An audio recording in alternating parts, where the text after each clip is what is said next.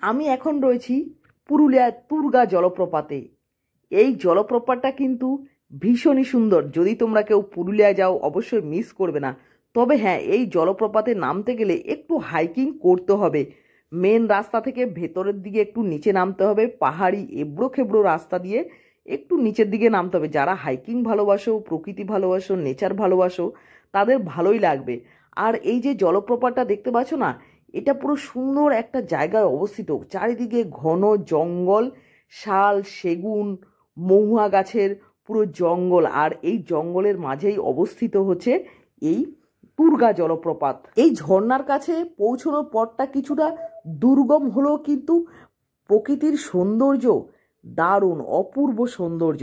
যদি কেউ পুরুলিয়ায় আসো অবশ্যই মিস করো না, কারণ একটু কষ্ট হবে, কারণ পাহাড়ি এবড়ো খেবড়ো রাস্তা দিয়ে নিচের দিকে নামতে হবে, কিন্তু সৌন্দর্য অসাধারণ, দারুণ সুন্দর।